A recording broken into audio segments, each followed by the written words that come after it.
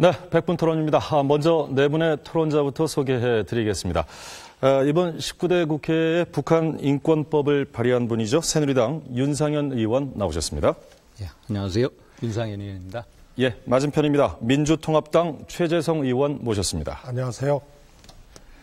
그리고 지난 2004년 탈북해서 현재는 시민단체를 운영하고 계십니다. 김흥광 NK지식인연대 대표 나오셨습니다. 네, 안녕하십니까. 그리고 김근식 경남대 정치외교학과 교수 모셨습니다. 안녕하세요. 예, 고맙습니다. 오늘도 22기 시민논객 그리고 방청객 여러분들이 자리에 함께 하셨습니다. 잠시 후에 참여하실 수 있는 기회를 드리겠고요. 방송 도중에 시청자 여러분들의 인터넷 게시판 이용도 안내 드리겠습니다.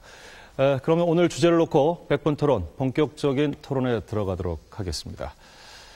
최근에 이 통합진보당 사태로 촉발된 감은 있습니다만 정치권에서 종북주의 논란이 굉장히 심각해지고 있습니다.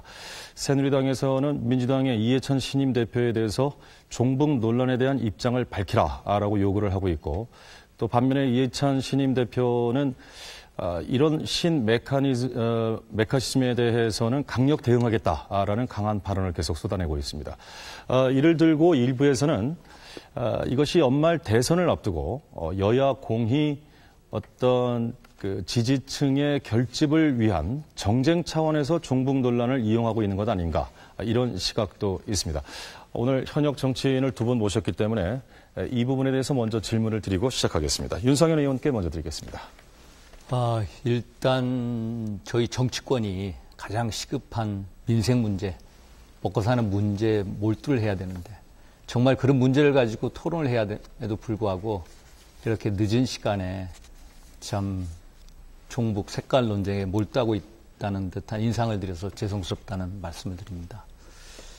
좀 전에 신동호 부장님께서 말씀하신 대로 이번에 이제 그 종북 논쟁의 시발은 통합진보당 비례대표 경선에서 나온 겁니다. 통합진보당 비례대표 경선에 그 이석기, 김재현 양 후보가 있지 않습니까? 경선 부정을 통해서 결국 통진당, 통합진보당의 사퇴 요구와 또 제명 결의에도 불구하고 국회의원이 되지 않았습니까? 그래서 국회의원이 됐는데 우리가 보기에는 부정입학생, 소위 말해서 반칙위원으로 본다는 겁니다. 그런데 그분들의 이제 그 행적을 보니까, 또 발언을 보니까 여러 가지로 이분들이 국가 간에 뭔가 문제가 있구나. 정말로 이 양반들이 북핵 문제나 북한 인권이나 세습에 대한 이 인식이 뭔가 알고 싶은 게 어떤 국민적인 어떤 요구가 있었던 게 사실입니다. 또 그런 찰나에 아시다시피 그 민주통합당 소속의 임수경 의원이 탈북자를 변절자라고, 또 북한 인권운동을 또 이상한 짓이라고 규정하지 않았습니까? 그래서 정말로 임수경 의원의 가치 판단은 무엇이냐? 정말로 탈북자가 그 사람 눈에는 진정 변절자로 보이는 거냐? 그러면 그분의 충성의 대상은 어디냐? 예. 그러면서 국민적인 의혹이 중폭이 됐거든요. 그러면서 이제 그게 뭐 이해찬 대표의 그 어떤 그 내정, 북한 인권에 대한 문제 제기가 내정 간섭이다, 또 외교적 결례다 하면서 그게 종북 논쟁으로 되지 않았습니까? 그래서 일단 우리 새누리당 입장에서는 일단 국민적인 요구를 들고 싶습니다. 국민적인 요구라는 것은 무엇이냐?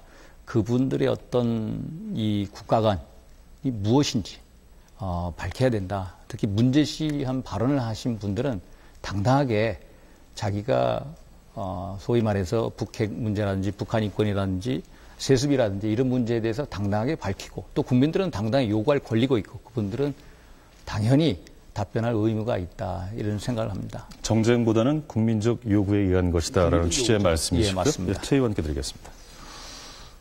우선 윤상현 의원께서도 말씀하셨다시피 이게 통합진보당의 내부 문제, 비례대표 선출 과정에서의 적법성의 문제에서 야기된 것인데, 어느 날 갑자기 이게 이제 색깔 논쟁으로 가고 종북몰이가 돼버렸습니다. 그리고 우연의 일치인지 몰라도 임수경 의원의 그 사건이 또 중간에 또 불을 더 붙였던 것 같습니다.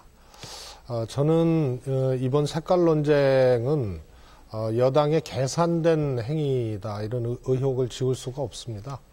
우선 이 논쟁으로 국민적 관심사였던 이 정권의 비리, 민간인 사찰, 또 이제 내곡동 사저 문제 이런 것들이 완전히 묻혀버리거나 졸속적으로 처리가 됐습니다.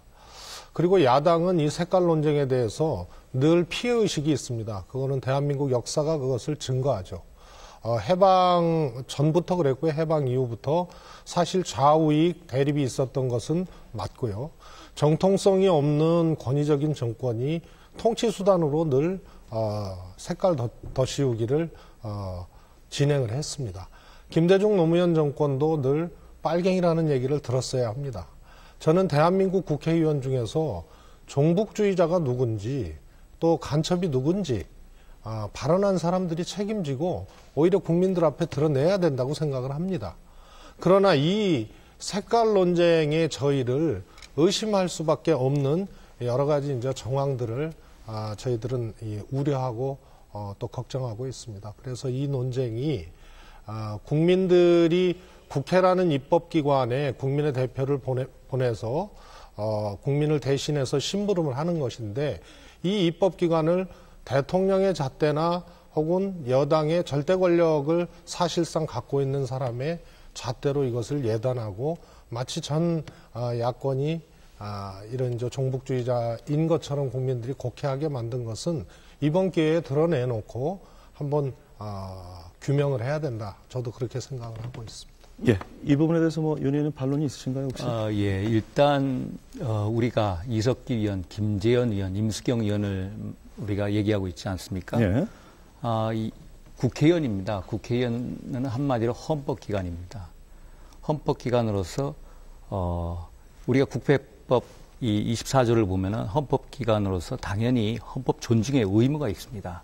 그럼 우리 헌법의 제4조를 보면은 자유민주적 기본 질서를 규정을 하고 있습니다. 그래서 이분들이 정말로 자유민주적 기본 질서를 수긍하는 국회의원인지 아니면은 이석기, 김재현, 임수경 의원인이 정말로 종북주의 성향이 있는 국회의원인지 당연히 헌법기관으로서 국회의원은 국가의 기밀을 다룰 수밖에 없고 그러면은 그분들에 대한 어떤 사상이라든지 이런 것을 국민들이 알고 싶어하는 욕구가 있습니다. 국민적인 요구입니다. 공안몰이라고 말씀하셨는데 공안몰이보다는 일단 그분들의 어떤 사상이나 국가관에 대해서 국민적인 요구, 국민분들께서 아마 70 내지 80%는 그분들의 어떤 사상, 이념 이런 걸 알고 싶어한다고 저는 생각하고 있습니다. 예, 제가 김 교수님 말씀하실까요? 네. 지금 윤 의원께서 말씀하신 그 국민적인 궁금증에 대해서는 뭐 일리가 있다고 생각합니다. 여러 가지 이제 논란들이 불거져 나왔고 또 공교롭게도 그런 사건들이 연이어 터지면서 국회의원으로 당선되신 분들의 국가관 내지는 이제 북한관, 대북관에 대해서 궁금해하시는 것은 저는 일리가 있다고 봅니다. 그래서 헌법기관으로서 국회의원이 이 업무를 수행하는 과정에서 어떤 생각들을 가지고 있는지 궁금해한다는 점에서 그분들이 그걸 밝혀주는 것은 좀 필요하다고 보고요. 다만 그 종북 논쟁이 일파만파로 퍼져서 제가 우려하는 것은 북한에 대한 입장이나 또는 이 자유민주적 기본질서에 대한 국회의원의 어떤 기본적인 신념 같은 것을 궁금해하는 것을 떠나서 전체 야권 또는 전체 진보 진영에 대한 이 종북 몰이로 이렇게 좀 몰아가는 느낌들을 지울 수는 없다는 것이지요. 왜냐하면 지금 말씀하는 도중에 나왔습니다만 대통령께서 그 국면에서 직접적으로 라디오 주례 연설에 나와서 이야기를 꺼내시는 것 자체는 제가 볼 때 적절한 건 분명히 아니었다. 지금 국회 내에서 자정작용을 통해서 그런 의혹이 있다면 의혹을 해명하고 그 입장을 밝히는 과정을 거치면 되는 것인데 거기에 대해서 대통령께서 직접 언급을 하는 것은 사실상 각을 세워서 종북 전선을 확대하는 의미밖에 없거든요. 또 우리 새누리당의 유력한 대권 후보께서도 그걸 직접 언급을 하셨고 이것은 제가 볼 때 좀 적절한 방식은 아니었다는 생각이 들고요. 또 하나는 그러한 국민적인 궁금증에 대해서 해소하는 방식은 국회 내에서 또는 통합진보당 내에서 그 문제가 되는 분들에 대해서 구체적인 그 방식과 절차를 밟아서 하면 될 거라고 생각이 되고요. 그리고 이제 언론이나 일부 정치권에서 종북과 관련된 이야기를 이렇게 이른바 이제 마녀사냥식으로 몰아가는 모습을 보이는데 명확한 종북의 기준이 무엇인지 또 종북의 근거는 무엇인지 그러니까 기준과 근거를 정확히 밝히는 것이 우선적으로 저는 선행이 돼야 된다고 생각합니다.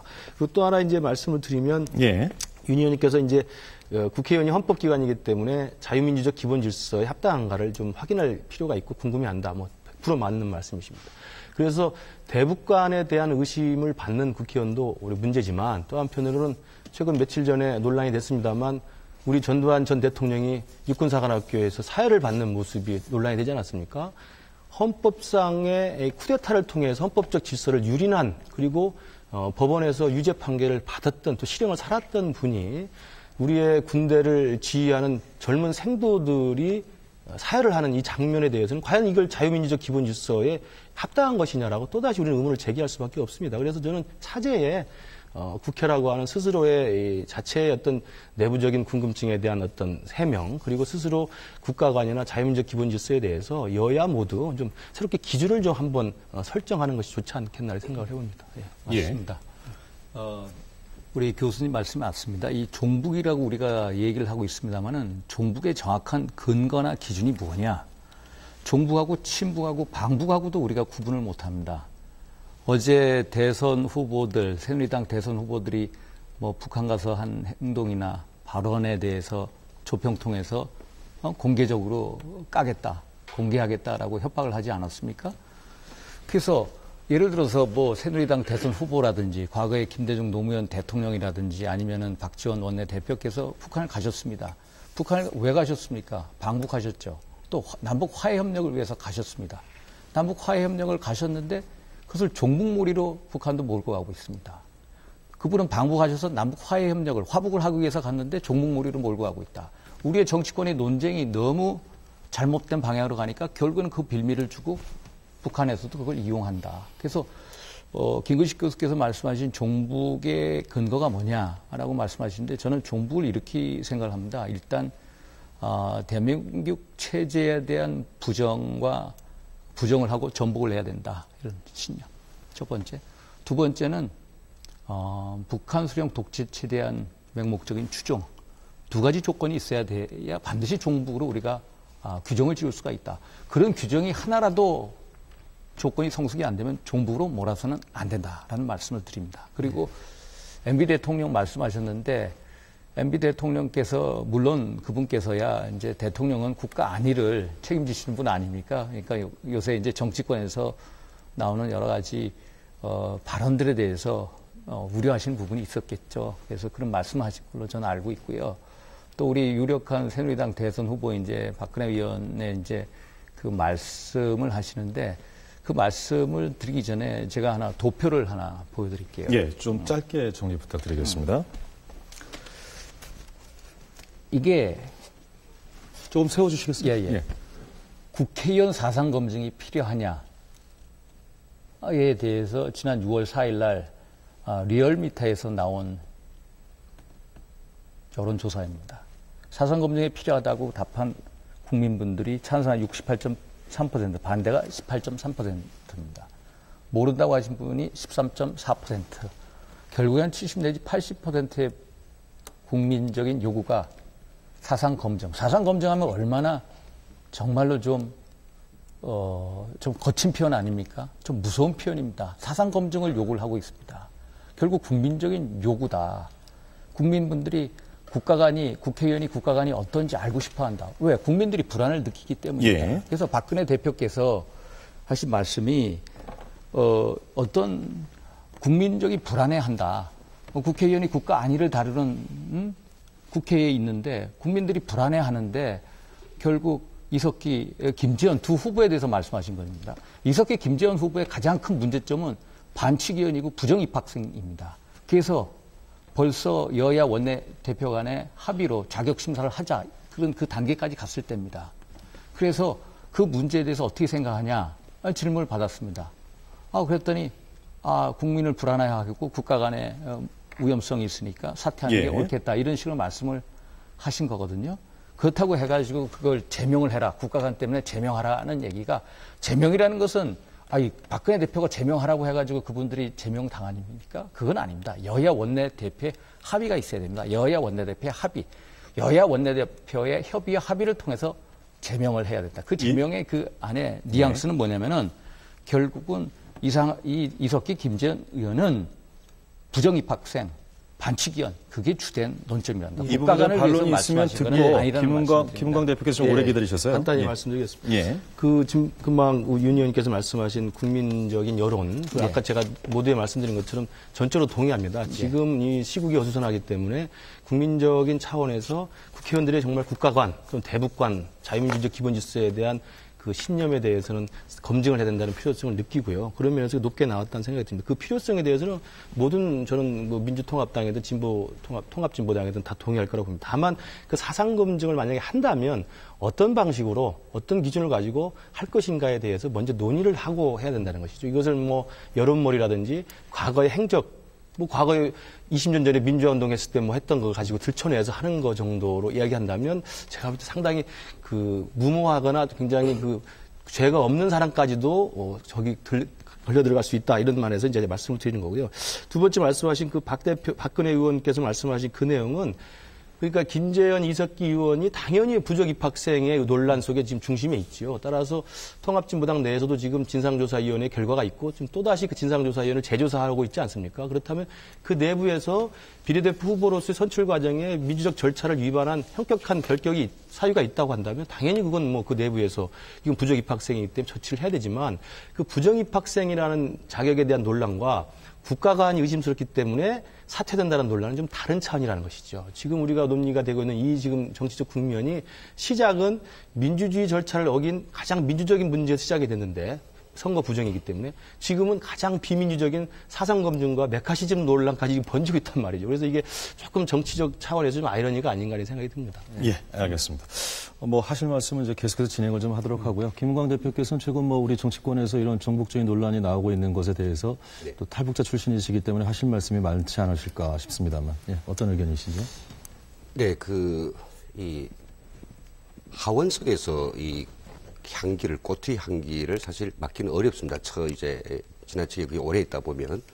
지금 우리 최재성 의원님하고 또 윤상현 의원님께서 이 종북몰이, 그리고 또 간첩이라든지 우리 사회의 어떤 국가 간 여러 가지 어떤 정치적 문제를 가지고 이야기하는데, 저는 뭐 대한민국에 온 지 8년밖에 안 되는 사람이지만은 아직은 좀 신선한 그런 어떤 그 의식이 있겠죠. 제가 봤을 때는 두 분이 비슷한 이야기를 하십니다. 비슷한 이야기를 하시는데 그것이 근원이 어디에 있느냐에 대해서 좀 이야기들을 좀 달리 하시는 것 같아요. 예를 들어서 아까 최재성 의원님께서 이제 그 종북몰이라고 하셨는데 그리고 또 이제 이게 여당이 계산된 행위가 아니냐라고 모두 계산, 음모 이런 이야기를 하시는데 그냥 제가 뵙기 때문에 직접적으로 좀 말씀 좀 들어보겠습니다. 예전에 우리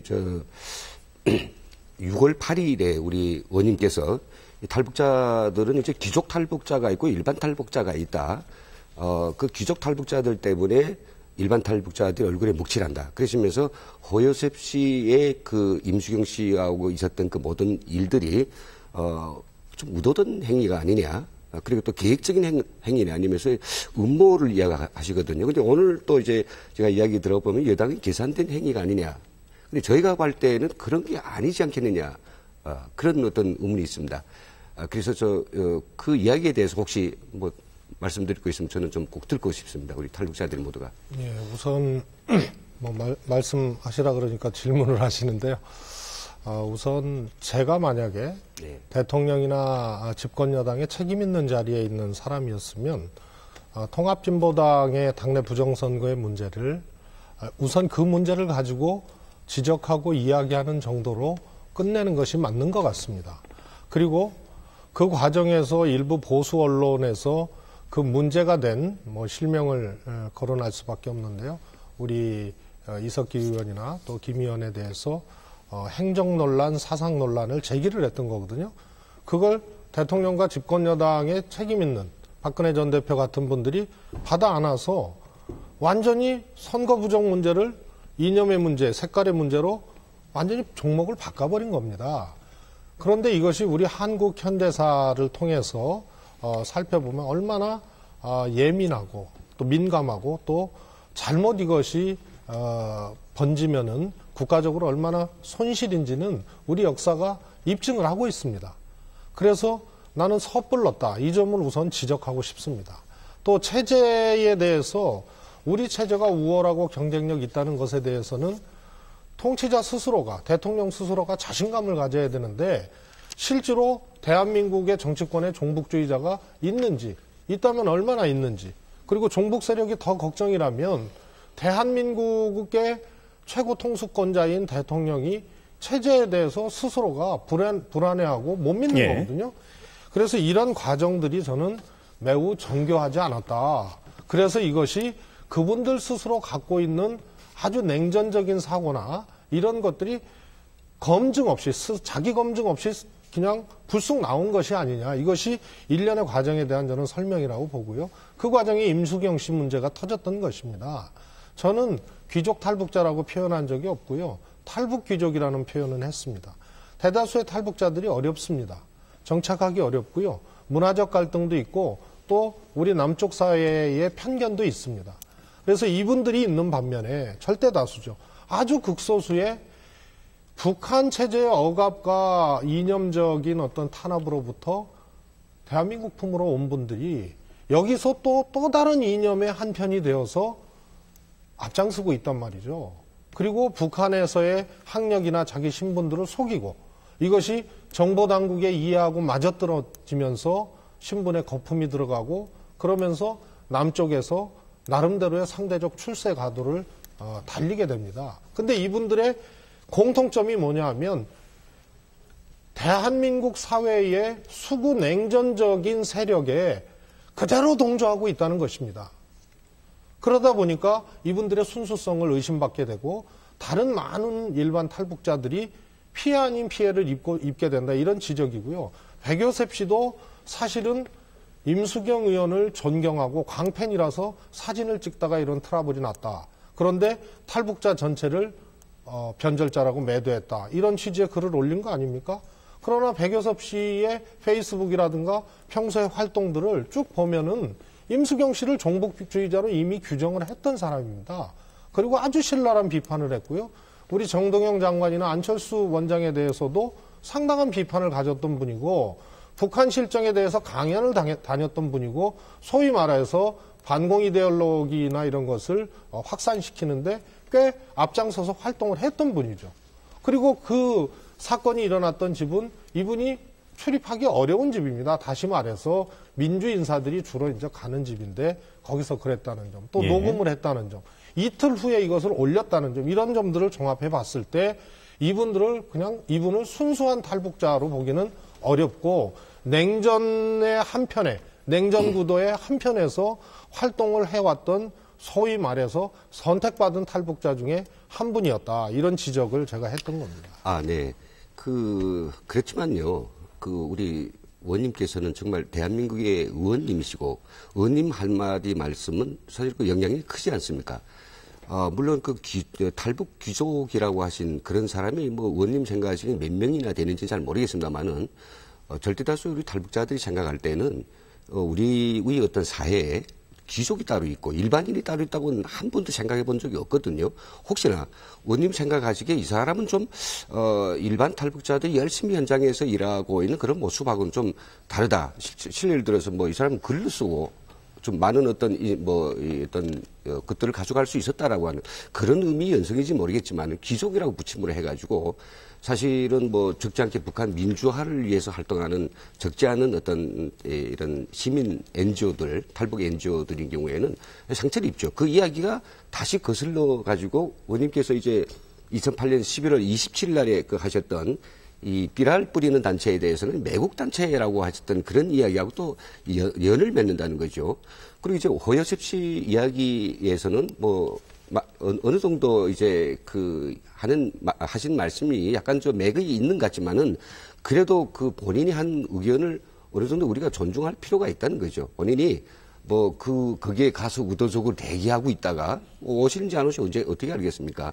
그리고 또 끝난 다음에 처음부터 녹음한 게 아니고 본인도 이야기했지만 하도 욕을 하니까 사람 그 마음에 좀 화가 날 수도 있잖아요. 그런 것들인데 저는 이 측면에서 이 자리에서 저는 의원님께서 혹시라도 그 부분에 대해서 뭐 어떤 사과 이야기가 탈북자들 전체는 그렇게 어떤 이해 말씀이라도 계시면 그러면 이게 저희 탈북자들이 지켜보고 있으니까요. 왜냐하면 원님이 한 말씀이 대단히 중요하기 때문에 하는 겁니다.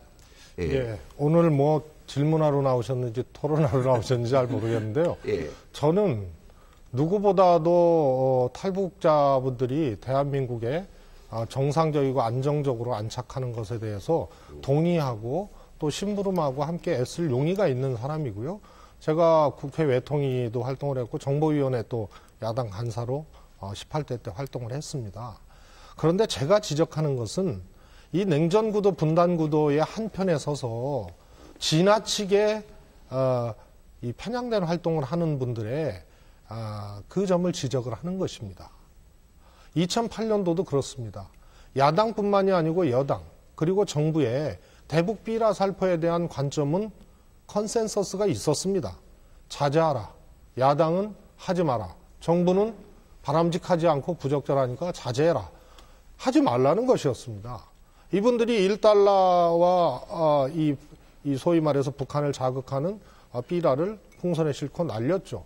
정부 말도 안 듣고 야당의 권고도 듣지 않았던 분들입니다. 제가 대변인이었습니다. 논평을 했습니다. 이것은 바람직하지 않다. 근데 애국적인 비라 살포 행위에 대해서 문제 제기하는 최재성은 뭐 어쩌고저쩌고 하시는 거예요. 그래서 그것은 애국이 아니고 매국이다. 매국 단체라고 할 수 있다. 이렇게 계속하면. 그래서 야당만의 주장이 아니고 정부 방침하고 같은 권고를 했는데 그렇게 하시는 분들입니다. 그런데 저는 대다수의 탈북자들이 그렇다고 보지는 않고요. 소위 말해서 탈북기족이라는 말씀이 거슬리시면 좀 이 정치적인 탈북자라 그래야 될까요? 이런 분들의 행위에 대해서는 이번에는 분명히 짚고 넘어가야 된다고 생각합니다. 왜냐하면 이분들이 다수 탈북자들의 이미지를 꾸기고 있고 또 탈북자 정책에 대해서 국민적 동의를 얻어내는데 걸림돌로 작용하고 있습니다.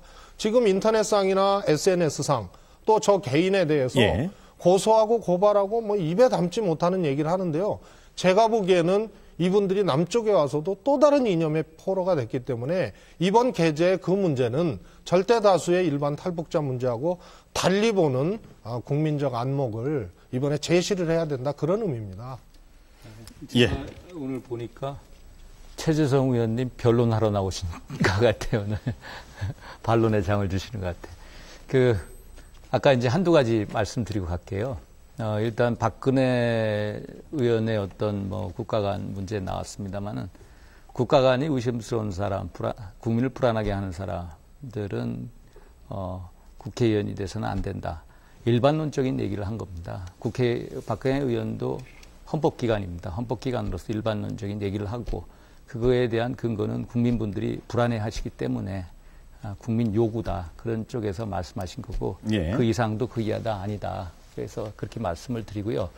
임수경 의원에 대해서 말씀을 하셨습니다. 이게 백요섭 씨가 임수경 의원이 예전부터 종북주의자였다라고 이제 재성 의원님께서 그렇게 글을 쓰셨다고 그랬는데 제가 그 사실을 모르겠습니다만은 일단 임수경 의원이 가장 사회적으로 참 어려우신 우리 탈북자분들을 변절자라고 규정을 하고 또 그러면서 북한 인권운동을 이상한 짓이라고 규정을 내렸습니다. 그거에 대해서는 정말로 이 양반의 국가 간이 무엇인지 의심하지 않을 수 없다.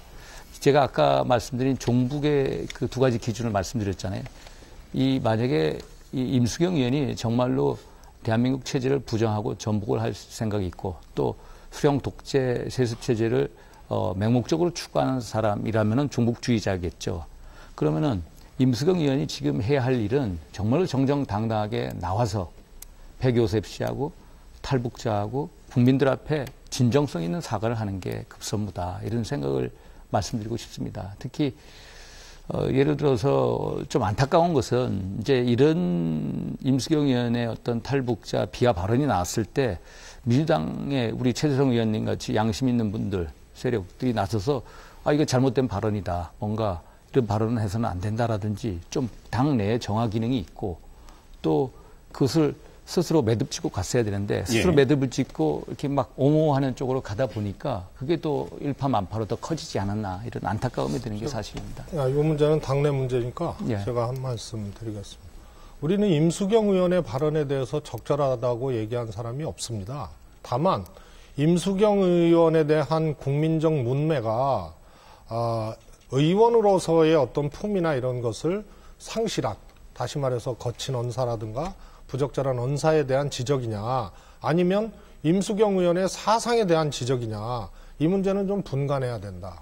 임수경 의원이 사건 후에 우선은 이제 술자리였다는 거, 그리고 거친 언사를 사용했다는 거, 뭐 제가 여기서 표현은 않겠지만 이것이 우선 멍해처럼 있는 상태에서 전체 탈북자를 변절자로 했다라는 이것에 대한 문매가 가해진 거거든요. 그런데 그 부분에 대해서는 백요셉 씨의 페이스북에 올린 글에만 의존하는 것입니다.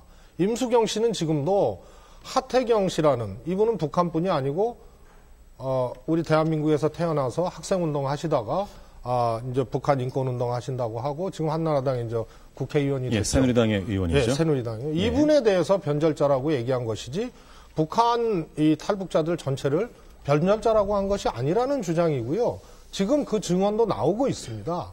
근데 워낙 문매가 가해지고 이 문제뿐만이 아니고 언사의 부적절성 때문에 정신 못 차리고 있었던 겁니다. 그래서 그 문제는 우리는 임수경 의원의 언사에 대해서 옹호한 적이 없고, 다만 사건의 실체에 어긋난 점에 대해서는 분명히 짚고 넘어가야 된다는 그 생각을 지금도 갖고 있는 겁니다. 예. 그 다음에요, 이 백요셉 씨라는 분은 페이스북에 그렇게 썼습니다. 이석기 김재현 진보당 의원이죠. 이분들과 같은 종북주의자를 유인해서 종북주의를 뿌리 뽑아야 된다는 글을 올렸습니다. 그 전에. 그러니까 유인이라는 표현이 들어가니까 이번에 그렇게 했든 안 했든 이분의 생각 속에서는 그런 것들이 너무 뿌리 깊게 자리 잡고 강하게 자리 잡고 있었다. 이것을 엿볼 수 있다는 것이고요. 또 하나는 저는 이런 생각을 하고 싶습니다.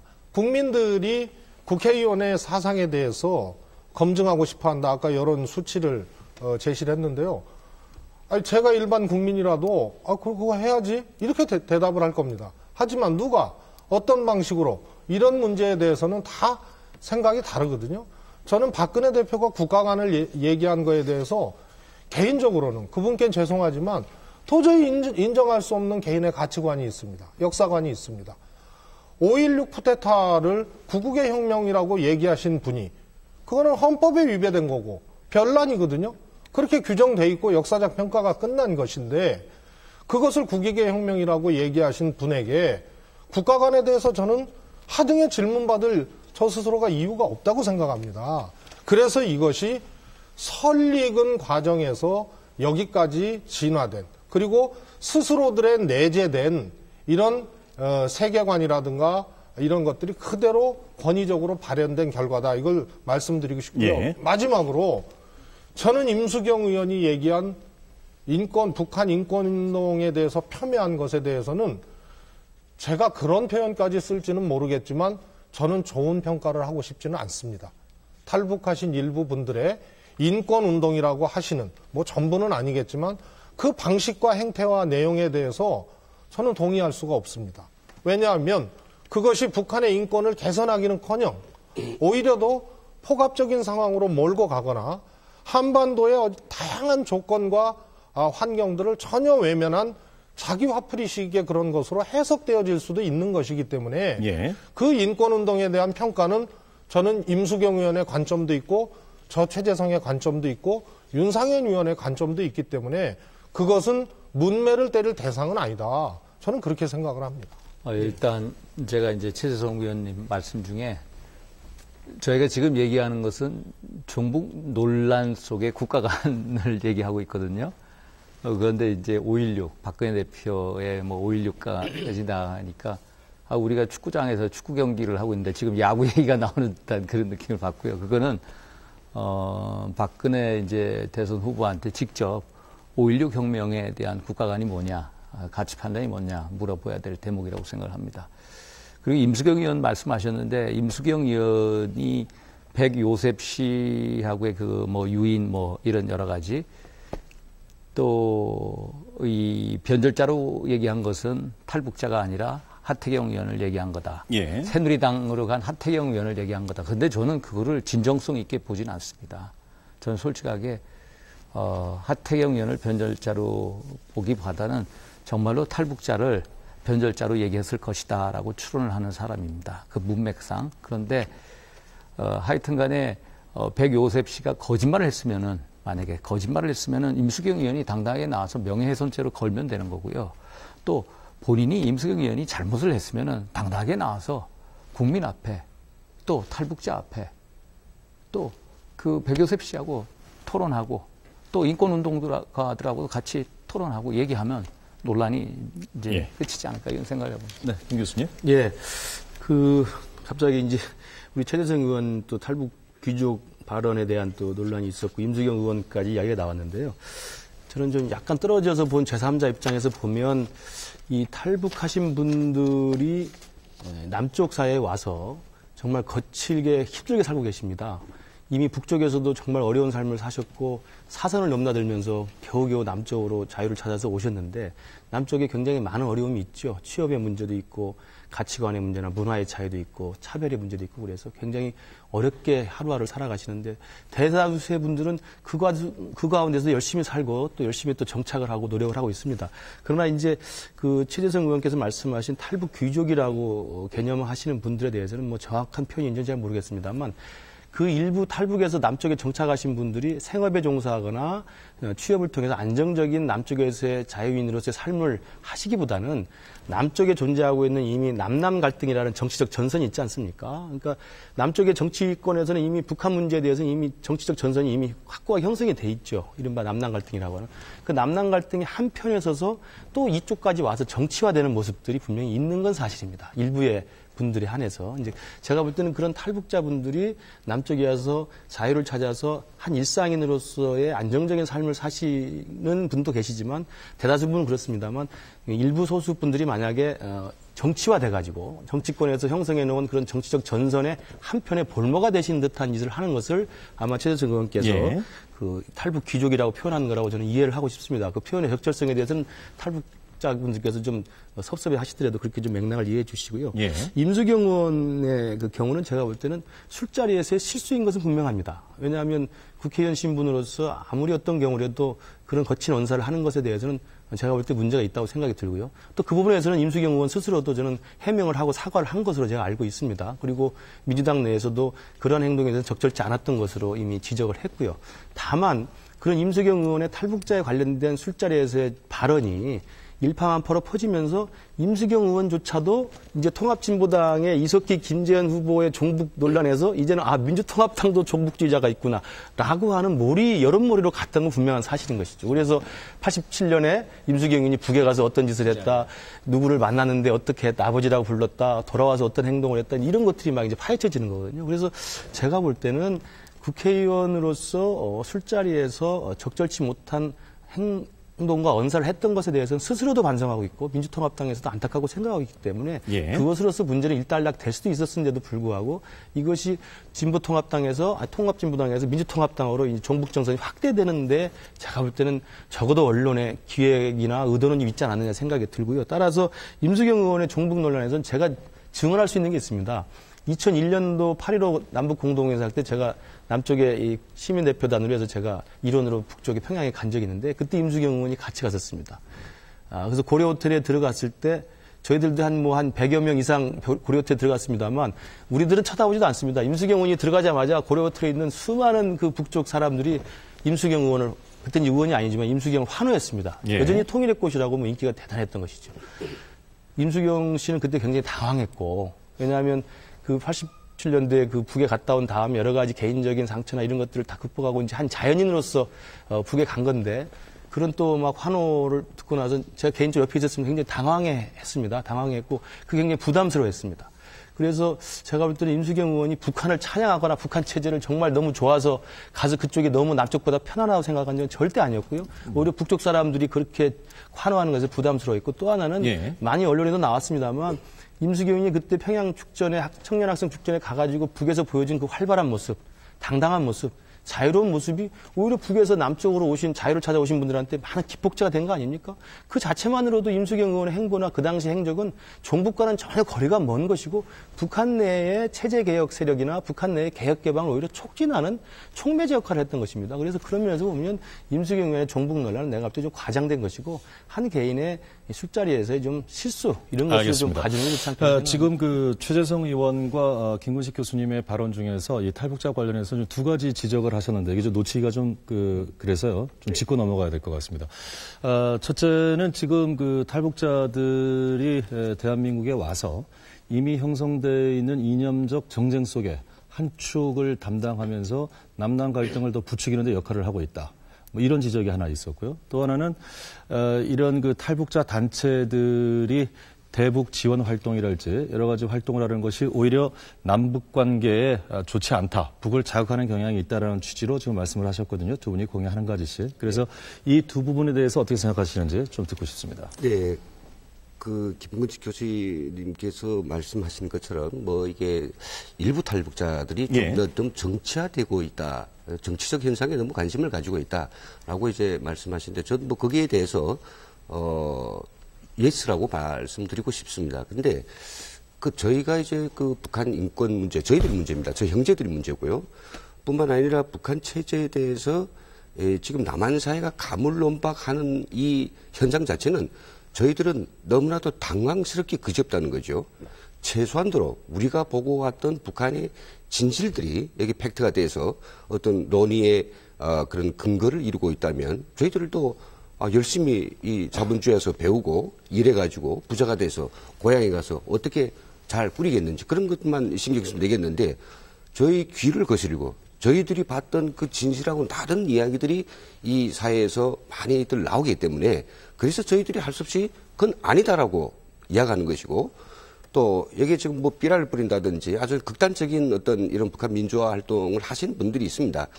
그분들도 우리가 어찌 보면 이 다양한 대한민국 사회에서 그 활동에 대해서 저희들도 뭐이라고 특정할 수는 없습니다. 왜냐하면 그런 활동도 그 사람이 선택을 해서 하는 것이고 누가 시켜서 하는 게 아니고 특별히 다른 사람들보다는 마음의 그 상처가 너무 컸기 때문이죠. 박상학 씨 하나만 놓고 봐도 그렇습니다. 그래서 이런 것들에 대해서 우리 사회 그 어떤 정치적 다양성 또 어떤 생각과 신념, 행동의 다양성 문제를 가지고 접근해 주시면 뭐 많은 사람이 아니지 않습니까? 그래서 또 그걸 또 일면적으로 저 행동은 우리 남한 사회 남남 갈등의 한 이 현상에 편중한다라고만 보시기에는 저희들이 정말 그런가라고 오늘 사실 느꼈습니다. 저희는 북한에 보내고자 하는 삐라나 북한에 보내고자 하는 어떤 컨텐츠들 소식들이 진실을 알리고 싶은 저희들이 어떤 몸부림이고 행동이지 어디에 편중하려고 하는 건 없습니다. 이런 부분들을 좀 알아주시면 좋을 것 같습니다. 그리고 관련해서 이 자리에 최재성 의원께서 나와 계시니까 한 가지만 더 여쭙고 넘어가겠습니다. 최근에 이 탈북자 단체 일부에서 이석기 김재현 통합진보당 의원뿐만이 아니고 지금 임수경 의원과 이 자리에 나오신 최재성 의원에 대해서까지도 좀 사퇴 이 추진 운동을 하고 있는 것으로 알고 있는데 그 입장이랄까요? 좀 듣고 넘어가죠. 글쎄 탈북자들은 어떤 하나의 주체적인 생각을 가지고 공감대를 가지기에는 아직 탈북자 사회가 그렇게 돌돌 뭉쳐 있지는 않습니다. 그러나 이번 임수경 의원의 그 발언 때문에 또 우리 최재성 의원님께서 아까 말씀하시던 진 의도는 충분히 이해됩니다. 그런 의견들이 그런 말씀들이 결국은 탈북자들 사이에 이렇게 복제를 던져준 거죠. 그래서 이거는 우리가 여기까지 와서 우리 따뜻한 남쪽 나라에 정말 고맙게 맞아주는 사람들, 바로 그 사람들, 일반 국민도 아니고 바로 국회의원한테서 너희들 변절자라고 듣는다고 하면 우리는 도대체 우리 정체성이 뭐냐에 대해서 사람들이 이제 분노하기 시작했죠. 그런 건데요. 이 문제에서 저는 지금도 묻고 싶습니다. 그러면 변절자라고 하는 이야기가 북한이 이번에 가만히 있었다고 하면 저희들은 이 주어진 문제만 가지고 하겠는데 북한이 이번에 또 이 편을 들어서 나왔거든요. 우리도 그 탈북자들을 변절자라고 하지 않을 수밖에 없다라고 또 이제 한술 치고 나왔어요. 이런 것들 보면 저희들이 그 북한이 하고 싶은 저희들한테 하고 싶은 욕, 우리한테 하고 싶은 어떤 여러 가지 뭐 저주나 안갚음 이런 것들을 마치 우리 대한민국의 국회의원이 그걸 대신해 주지 않느냐 이런 생각까지 잘못 생각하면 가질 수 있다는 거죠. 예. 이번에 대해서 최 의원의 반론을 좀 듣겠습니다. 저는 실제로 몇 가지 이제 논점이 있죠. 전체 탈북자를 변절자라고 했느냐 이 문제에 대해서는 백요섭 씨 얘기 외에는 없습니다. 그리고 그 주변에 있었던 분들은 지금 백요섭 씨가 몇 가지 개인의 이야기를 페이스북에 팩트와 다른 내용을 썼다라고 지금 전언하고 있습니다. 저희들도 조금 파악 중인데요. 그리고 임수경 의원 스스로가 하태경 의원을 얘기를 한 거 아닙니까? 변절자라고 한 것을. 그걸 탈북자를 전체를 매도한 것으로 된 이 부분에 대한 게 일단은 이 논점이 하나 있는 것 같습니다. 그 다음에 그런 말을 했기 때문에 그것이 사실이든 사실이 아니든 그런 말을 했기 때문에 임수경은 종북이다. 그러면 진짜 임수경 의원이 종북이냐? 이 문제가 있거든요. 그 변절자라는 얘기를 했다고 종북이라는 등식이 성립된다는 건 이거는 진짜 논리적 비약이에요. 그래 그럴 수도 있고 아닐 수도 있단 말이에요. 그래서 이 두 가지 논점이 있는 것이에요. 거기에 대해서 저는 백요셉 씨가 순수하지 못한 의도를 갖고 있었던 사람이다. 적어도 야당이나 야당의 정치인이나 임수경 씨 등과 같은 분들에게는 매우 편향적인 생각을 갖고 있었던 분이다. 이것에 대해서는 저도 언론을 통해서 충분히 확인을 했습니다. 그리고 이번 게재에 우리 김 대표님께서도 일부분 인정하셨듯이 너무 정치화되고 있는 이 탈북자들의 문제는 짚고 넘어가야 된다. 그런 뜻이기 때문에 저는 충분히 토론을 할 수 있는 문제이되 이 문제가 전체 탈북자들에게 무슨 편견을 가지고 무슨 그분들을 폄훼하기 위해서 했다면 저는 그것은 국회의원 이전에 매우 편협한 사고를 가진 사람이라고 생각합니다. 그래서 이 문제를 확대해서 해석하고 또 앞장서서 사실을 조금 침소봉대하거나 왜곡하는 분들이 제가 지적한 정치적 성향의 탈북자들이다.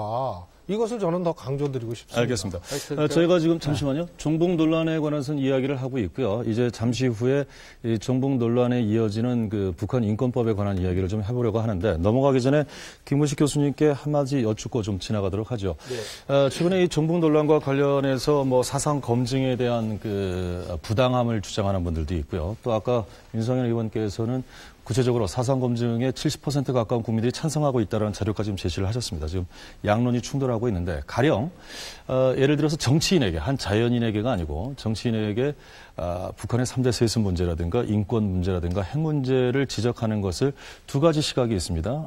이것은 정치인으로서 분명한 의사 표현을 해야 하고 물을 수 있는 질문이다라는 시각이 있고 이 질문 자체가 어떤 폭력적 구조를 가지고 있는 질문이다. 이것이고 사상 검증의 어떤 인권 유린 차원까지도 갈 수 있는 질문이다. 이렇게 좀 보는 시각이 있거든요. 이걸 어떻게 봐야 될지를 좀 짚고 종북 논란을 맺도록 하겠습니다. 네네. 예. 거기에 대해서 뚜렷한 저는 개인적 견해를 갖고 있습니다. 예. 국회의원이 되신 분들이고 또 정치권에 계신 분들이면 국정을 운영하는 분들이기 때문에 국민적 의혹과 국민적인 관심과 궁금증에서 명확한 입장을 밝혀야 된다고 생각합니다. 그래서 지금 뭐 논란이 되는 게 크게 세 가지인데요. 3대 세습 문제, 그다음에 북한 핵무기 개발 문제, 그다음에 이 인권 문제를 어떻게 할 것이냐라는 문제에 대해서 많은 국민들이 정말 논란이 되고 있는 그분들한테 궁금해한다면 당연히 그분들은 이제는 공인의 입장이기 때문에 자연인 또 사적 인간이 아니고 공인의 입장이기 때문에 당연히 공식적으로 입장을 밝혀야 된다는 게 제 생각입니다. 예. 그래서 그 부분에 대해서는 뭐 이론의 여지가 없다고 보고요. 다만 그 세 가지 입장에 대한 자기의 견해를 그 국회의원분들이 밝혔다고 해서 그 밝힌 것을 빌미로 해서 문제가 있다. 그러니까 너희들은 우리 대한민국의 사상 검증이 걸린 것이니까 아웃돼야 된다라고 하는 것은 전혀 다른 문제죠. 따라서 지금 논란의 시작은 그분들이 제일 먼저 저는 그 국민적 요구와 의혹에 대해서 먼저 깨끗하게 공개적으로 자기 입장을 밝히는 것이 먼저 급선무라고 생각합니다. 그리고 그 내용에 대해서 뭐 북한 인권 내용의 문제라든지 또는 핵개발 문제라든지 3대 세습에 대해서 예컨대 3대 세습이 문제가 없고 이 수령 체제가 당연한 것이다. 국민적인 인민적 지지를 받은 것이다. 또는 북한의 핵무기 개발이 심지어 뭐 남한을 미국으로부터 전쟁 위해서 지켜주고 있다. 이런 발언을 했다고 그러면 너무 놀라운 거 아니겠습니까? 예. 그렇다면 그것은 진짜 우리가 국민적 여론이나 또는 국회 내부의 자정적인 어떤 작용을 통해서 또는 그 당 내에서 내부의 어떤 시스템을 통해서 걸르면 되는 것이고요. 따라서 지금 논란이 되고 있는 그런 종북의 의혹에 대해서는 명백하게 당사자들이 일단 그런 개인적 견해를 공인으로서 밝히는 것이 필요하다. 그러나 그것을 그 요구를 하면서 그분을 마치 대답을 하지도 않은 상태에서 종북주의자로 몰아가면서 마치 머릿속을 MRI로 투사하듯이 단견을 가지고 애단하는 것은 문제가 있다 이렇게 생각합니다. 알겠습니다. 이제 북한 인권법 문제로 좀 들어가려고 하는데요. 예, 혹시 반론이 있으세요? 30초 정도 짧게 좀 해주시죠. 이 김근식 교수 말씀하셨다나 이 어떤 사상을 가지고 우리가 그 머릿속에 들어가서 열어볼 수가 없습니다. 그래서 사상 검증, 국민분들이 원하는 건 사실입니다. 그러나 사상 검증을 실제적으로 할 수 있느냐? 그건 불가능한 일입니다. 예를 들어서 22세기 최첨단 MRI를 작동을 해도 사상 검증할 수가 없습니다. 네? 그래서 당 스스로 그래서 사상 검증을 통해서 결국 종북주의자를 골라내자 이거 아닙니까? 국가 간 문제가. 그러면 종북주의자라는 그 논거 기준이 뭐냐? 그것도 대단히 제한적인 의미로 사용을 해야 됩니다. 그렇죠. 제가 말씀드린 것 같이 저희 대한민국 체제에 대한 부정과 전보 그리고 북한 체제에 대한 맹목적인 추종. 그래서 임수경 씨에 대해서 얘기를 하면은 그래 탈북자를 변절자로 얘기를 했다. 그리고 북한 인권운동을 이상한 짓을 했다. 그럼 그 사람이 종북주의자냐? 그건 확정을 지을 수가 없습니다. 왜? 그 사람이 우리 대한민국 체제에 대한 부정이라는 것을 못 발견하기 때문입니다. 그래서 민주당 쪽으로 소위 말해서 종북주의 이 논쟁이 확산되는 걸 방지하기 위해서는 두 분께서 이게 임수경 의원을 설득해서 당당하게 국민 앞에 나와서 인권운동가 앞에 나와서 본인의 의견을 당당하게 밝히는 게 현명할 것 같다. 예, 최 의원께도 30초 드리겠습니다. 저는 김근식 교수님 의견에 조금 뭐 이렇게 부정은 아니고 조금 한겹까지쯤 좀 다른 생각이 있는데요. 우선 국회의원을 어떻게 검증할 것이냐. 윤상현 의원님처럼 저는 윤상현 의원님의 지금 생각과 기준에 대해서 동의합니다. 상당 정도. 그리고 모두가 그런 생각이면 아무 문제가 없습니다. 그런데 박근혜 대표님 발언은 아까 제가 드렸고요. 김무성 전 원내대표님이 강정마을에서 항의하는 주민들에게 이 소위 말해서 종북주의라 그랬단 말이에요. 그래서 결국은 소송을 통해서 졌어요. 김무성 의원님이. 그 다음에 한기호 의원님 최근 발언 아시지 않습니까? 5.16에 대해서 또 그렇게 얘기하고 종북주의자들 소위 말해서 뇌를 열어보고 싶은 거예요. 그래서 이런 분들이 계시고 이것이 소위 말해서 1950년에 미국 조셉 맥카시 열풍처럼 그렇게 가는 게 항상 색깔 논쟁의 종착점이었습니다. 그것을 우려하는 것이고요. 예. 다만 어떻게 검증하실 것인가의 문제는 제가 세 번째 지금 국회의원을 하고 있는데요. 국회의원은 4년 동안요. 무수한 설문과 무수한 인터뷰와 무수한 또 토론회와 또 동네에서 막걸리 먹다가도 분명히 우리 동네 내일이라도 저녁에 가서 호프집 가면 물어봅니다. 북한 인권 어떻게 생각하느냐부터 해서 그래서 이런 국민적 검증 과정을 모든 국민 앞에 할 수는 없어도 4년 동안 내내 이 검증 과정을 거쳐야 되는 것이기 때문에 저는 이것을 시험지처럼 문제지처럼 그리고 이런 부분에 대해서 답하라고 하는 행위 자체가 제가 보기에는 이것은 매우 무지한 행위다. 우려스러운 행위다. 그거는 지금 김근식 교수하고도 약간 의견 차이가 있으신 것 같은데. 무지는 아니고 좀 이견이. 알겠습니다. 뭐 의미 전달은 됐으리라고 보고요. 이 문제 말씀 좀 드리죠. 예, 짧게만 드리겠습니다. 예, 역시 종북 문제가 뜨겁군요. 아닙니다. 제가 그 두 의원님과 우리 교수님께서 말씀드리고 싶은데 우리가 저희들이 봤을 때는 이게 지금 대한민국 국회도 그렇고요. 그리고 우리 일부의 어떤 그 사회에 적지 않은 사람들이 북한에 그런 어떤 그 전술에 좀 말려 들어가는 이런 그 정말 안타까움이 있습니다. 적어도 어떤 그 수법이 있냐면 민생단 사건이라는 게 있는데요. 민생단이라고 하는 일본이 그 항일 전쟁 시기에, 항일 투쟁 시기에 일본이 박아놓은 민생단 불과 몇 명이 안 됐죠. 이것을 이제 일본군이 흘렸다 이거죠. 그래가지고 그 사람을 잡아내기 위해서 아군끼리 서로 이게 동지들끼리 서로 싸워가지고 그 대우 자체가 완전히 이제 깨어져 버린 그런 사건이 있어요. 예. 근데 지금 우리가 오늘 북한이 또 다시 이야기했습니다. 지금 뭐 여기 여당에 있는 대선 주자들도 방북을 했을 때 그 어떤 친북 발언을 했는지에 대해서 들으면 대한민국 국민들이 기절할 것이라 그랬어요. 예. 자, 그런 식으로 불을 붙여놨습니다. 우리가 지금 놓고 볼 땐 저희가 볼 때는 두 분 의원님들 이야기를 들으니까 사실 여기다 메카시즘이라든지 아니면 뭐 이 종북몰이라든지 또 우리 또 뭐 새누리당에서는 또 뭐 어떤 경향이 있지 않은가라고 너무나도 주장하고 너무 이것을 이제 그 이슈화하는 것은 오히려 누구한테 득이 되겠느냐에 대해서 지금 생각을 해보셔야 된다. 알겠습니다. 자, 지금 뭐 네 분의 의견을 또 그 종북 논란과 관련해서 좀 이야기를 했는데 끝없는 이야기가 좀 될 것 같아서 이 정도 정리를 하고요.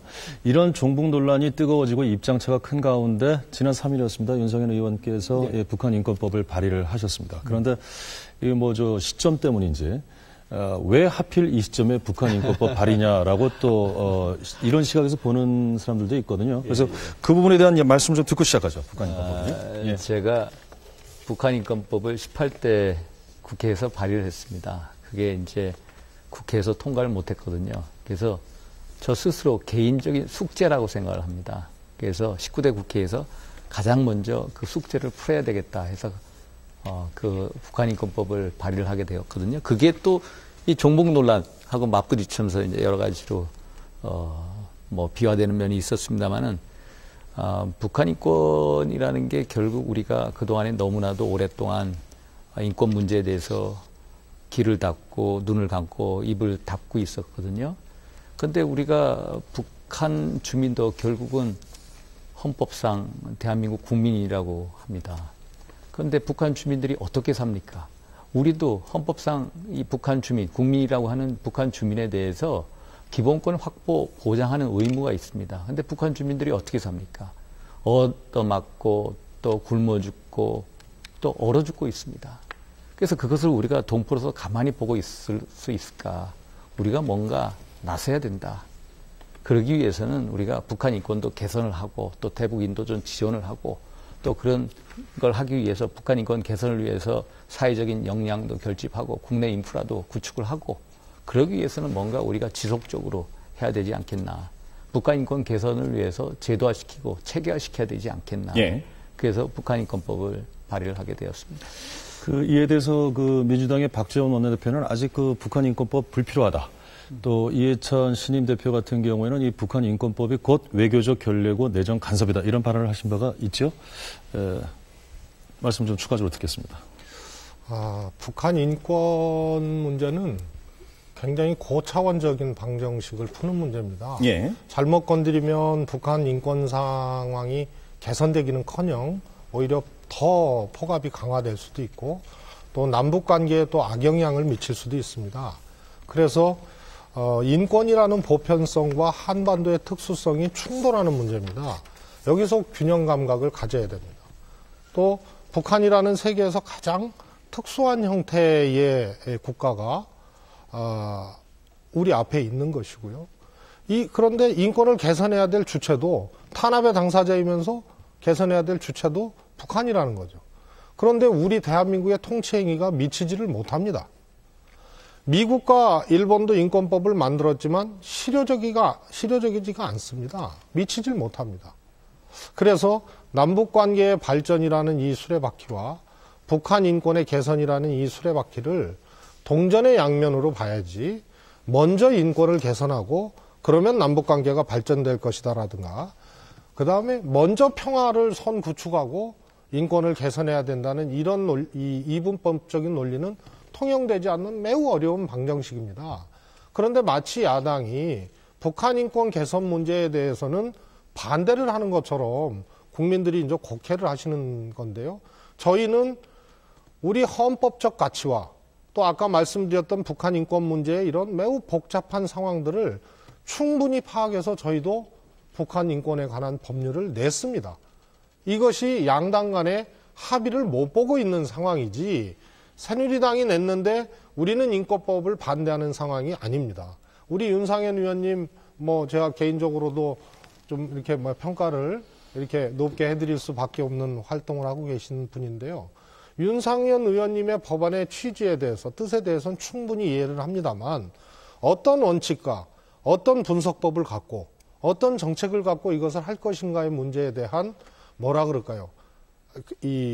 조금 더 면밀한 검토가 필요하다. 이것이 우선 지적드리고 싶은 사항이고요. 예. 두 번째, 북한 인권 개선의 실효성을 이걸로 담보할 수 있겠느냐. 그 다음에 세 번째, 북한 인권의 문제를 이렇게 단선적으로 봤을 때 이것이 또 다른 이 후유증을 낳을 수 있지 않겠느냐. 그 다음에 통일부와 같이 이 통일부를 이 인권 문제의 직접적인 당사자로 함으로써 통일부의 협상력을 떨어뜨리거나 통일부의 원래의 위상이나 역할을 삭감시킬 수 있는 이런 것도 있고요. 그 다음에 이것을 인도적 지원의 문제는 규정을 했습니다만 실질적으로 인도적 지원의 문제에 대해서 제한적인 조건들을 부여함으로 인해서 예. 인권이라는 보편적 가치에 진입하는 지원이라는 이런 문제에 대해서 오히려 바리케이트를 쳤다. 이런 것에 대한 야당의 지적과 문제 제기를 조금 더 토론을 해서 이것은 합의와 보편적 컨센서스로 면밀하게 검토해서 해야 될 문제이지 누가 하고 누가 반대하고 이런 문제는 이미 아니다. 이것은 객관적 사실이다. 이 문제를 말씀드리고 싶습니다. 예, 그 원님 말씀 들어보니까 이게 만나뵈니까 또 이야기를 나눠보니까 뭐 정말 많은 것들이 이해됩니다. 근데 의원님 지금 이제 하신 말씀은 충분히 저희들도 보니까 이해가 돼요. 이 절차상의 문제고, 이제 지적하신 문제들에 대해서 여당과 함께 대화를 해야 되고, 예. 충분한 논의를 걸쳐서 완성시켜 나가자. 근데 의원님께서는 그렇게 말씀하시지만은 지금 저희가 이제 매스컴을 통해서 들을 수 있는 이게 간척한 발언은 원내대표이신 박지원 원내대표님이나 또 이해찬 그 대표님께서는 지금 북한 인권 문제는 지금 뭐 상정할 문제도 아니다. 그리고 또 북한 인권 문제가 현실적으로 그게 왜 필요하냐는 의미에서 이야기들 하시거든요. 지금이 왜 필요하느냐. 근데 북한 인권 문제는 어제 오늘의 문제가 아니었거든요. 그러면 저는 이제 의원님께서 하신 이제 그런 이야기들이 당의 어떤 공식적인 입장이라고 봐야 되는지, 의원님이 개인적인 뭐 판단이라고 봐야 되겠는지, 저는 그게 좀 궁금합니다. 아니, 이건 공식적인 입장이고요. 네. 저희들은 북한 민생인권법이라는 법안을 18대 때 냈습니다. 네. 그런데 거기에서는 우리 헌법 3조가 뭡니까? 한반도의 영토는 이제 부속 영토, 뭐 한반도와 그 부속 영토로 한다 이렇게 돼 있지 않습니까? 그리고 4조를 보면은 또 평화 통일의 원칙과 협력의 원칙을 규정해 놨고요. 또 10조를 보면은 대한민국 모든 국민들은 이제 여러 가지 이제 인권적 가치, 보편적 가치를 누릴 권리에 대해서 헌법으로 명시를 해 놨거든요. 3조를 보면은 북한 우리 동포들까지도 대한민국 국민인 것입니다. 영토 규정에 입각해서 보면. 그리고 4조를 보면은 적대적 내지는 대치적 관계가 아니고 상호협력적 평화적 방식으로 정책을 만들고 추구해 나갈 것을 헌법 4조에 명시를 해놨거든요. 이 문제에 대한 통일적인 시각이 필요하다는 것이 저희 이제 법안에 담겨 있습니다. 그리고 네. 그 방향을 명시해 놓고요. 그래서 저희들은 인권의 문제도 거론을 하지만 특히 보편적인 지원의 문제, 이런 문제, 또 탈북에서 오신 분들의 문제, 이 문제까지도 헌법 3조, 4조, 10조를 균형 있고 총체적으로 해석해서 법을 만들어놨고 이것이 당론입니다. 그래서 박지원 대표가 얘기하시는 것은 그러니까 저희도 언론을 보면 특히 보수 언론을 보면 답답할 때가 많죠. 현재 새누리당의 북한 인권법을 통과시키는 것은 무리다 이런 뜻으로 얘기한 거지 민주당은 충분히 그런 법안이 있고 기자브리핑도 했고 이번에도 설명을 했습니다. 제가 보기에는 외람된 말씀입니다만 민주당의 법안이 훨씬 더 철학적이에요. 죄송한 얘기지만. 뭐 이 자리에 지금 윤상현 의원이 나와 계신데. 예. 그래서 같이 있는 겁니다. 다만 전문가나 학자들 일각에서는 또 그런 지적도 있습니다. 야, 인권법이든 혹은 민생인권법이든 이런 접근보다 기존 남북관계 기본법을 탄력적으로 잘 운영을 하고 통일부의 고유한 권한, 그 다음에 북한 인권 기록서나 이런 거 뭐 하자고 지금 윤상현 의원님이 조항에 명시를 해놨는데 국가인권위원회에서 이건 공식적인 의견을 냈거든요. 그거는 국가인권위원회에서 해도 된다.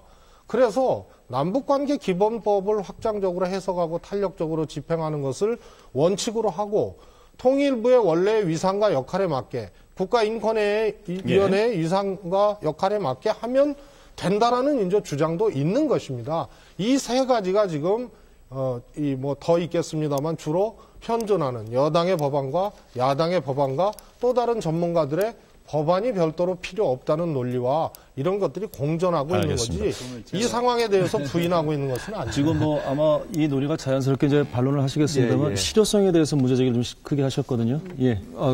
실효성을 말씀드리기 전에 이제 법안의 어떤 발의의 역사를 말씀드릴 필요성이 있습니다. 일단 이 북한인권법이라는 법안이 2005년도에 지난 이제 17대 국회에서 처음 김문수 의원이 발의를 했습니다. 근데 17대 의회에서 국회에서 폐의가 됐고요. 18대에서 황진아 의원, 저가 이제 발의를 해서 토론회도 했고 또 공청회를 거쳐서 2010년도 2월 달에 외교통상통일위원회를 통과를 했습니다. 그러다가 법사위로 갔는데 법사위에서 이제 민당의 그 상임위원장이 계속 그걸 홀드를 하고 있었습니다. 북한인권법. 그러다가 작년 5월 달에 여야 원내대표 합의를 했습니다. 당시에 김진표 원내대표와 우리 쪽에 황우여 원내대표가 합의를 해서 북한민생인권법을 하자. 그래가지고 작년 6월 달에 북한민생인권법이 갑자기 이제 나오게 됐습니다. 예. 야당의 법안으로. 그러니까 그동안에 우리는 계속해서 법안을 만들어 왔는데 뒤늦게 이제 민당에서 북한민생인권법안을 작년 6월에 내기 시작한 겁니다. 근데 그 북한민생인권법안도 저희 외교통상통일위원회에 넘어오지 않았습니다. 그래서 법안심사위원회도 상정이 안 됐고 그냥 그대로 있는 상태입니다. 그걸 말씀을 드리고 싶고요. 예. 실효성에 대해서 말씀하시는데 일단 실효성에 대한 걱정을 많이 하십니다. 미국도 2004년도 북한인권법을 통과를 시켰습니다. 북한인권법을 통과를 시킬 때도 그 당시에 열린의당 의원님들께서 미국의 북한인권법이 실효성이 있겠냐라고 많은 의아심을 가졌던 게 사실입니다. 그런데 실효성 걱정부터 한다는 것은 일종의 패배주의가 아닌가 이런 생각을 합니다. 일단 북한인권이 필요하다, 개선이 필요하다 하면은 우리도 뭔가 우리가 직접 북한에 들어가서 인권 개선을 할 수가 없습니다. 그러면 우리가 북한인권을 증진을 위해서 국내적으로 또 해외적으로 할 수 있는 게 뭔가 그걸 살펴서 노력을 하겠다는 게 북한인권법안의 취지거든요. 그래서 그게 실효성이 없다라는 말씀을 하는데 실효성의 존치 여부를 따지더라도 일단 계획을 만들고 그 다음에 실효성을 확장시키는 방법도 있다. 그렇지만 이제 미국 같은 경우에 북한인권법의 실효성이 뭐냐 이렇게 질문할 수 있지 않겠습니까? 예. 그럼 북한인권법이 2004년도에 통과돼서 2008년도에 개정이 되고 또 2012년도에 다시 개정이 되고 또 올해 5년을 더 연장해서 2017년도까지 갑니다. 근데 미국의 북한인권법을 보면요. 어떤 게 있냐면은 대북 그 민간 인권 단체에 대해서 연간 $200만 지원을 하게끔 돼 있습니다. 또 우리가 잘 아는 미국 방송이라든지 이런 방송에다가 12시간씩 이렇게 북한에 방송을 할 수 있게끔 그리고 연간 $200만 지원할 수 있고요. 예. 탈북자를 지원하는 단체 개인들한테 연간 $2,000만 지원할 수 있습니다. 결국 미국이 북한인권법을 통해서 지원할 수 있는 금액이 연간 $2,400만 달합니다.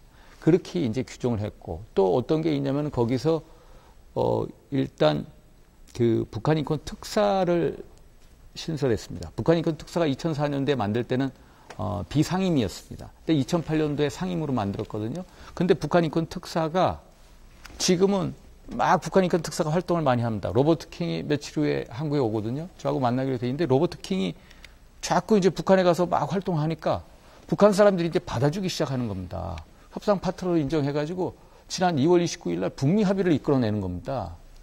그래서 북미 합의를 통해서 북한이 너희들이 핵과 미사일 개발 그만두고 그러면 연간 24만 톤에 달하는 영양 지원을 하겠다. 이런 식으로 합의를 해 나가옵니다. 예. 그래서 그런 걸 보면서 우리가 북한인권법을 만들고 실효성을 가장 좋은 거는 실효성을 담보하는 가장 좋은 방법은 여야 합의에 의해서 북한인권법을 통과시키는 겁니다. 여야 합의에 의해서 북한인권법을 통과시키면 그게 당연히 북한 정권에 우리가 정말로 국민적인 지지하에 북한인권에 대해서 정말로 심각하게 생각하는구나. 그러면 도덕적으로 알겠습니다. 압박감을 느낄 수 있습니다. 예, 김 교수께 드리죠. 예, 이제서야 이제 본론으로 들어온 것 같은데요.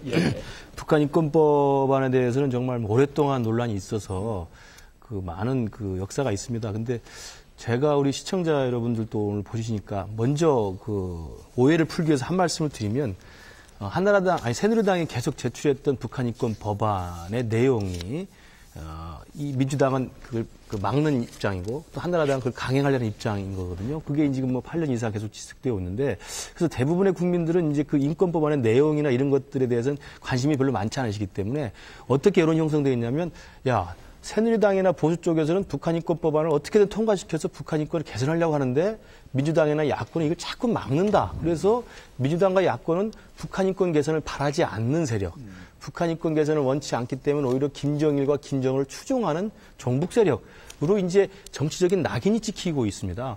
정말 오늘 기회에 말씀드린다면 절대 그렇지 않습니다. 지금 우리 최재성 의원님 말씀을 하셨습니다만 인권 법안에 갖고 있는 내용적 실효성에 관한 이야기를 좀 더 논의하자는 입장이거든요.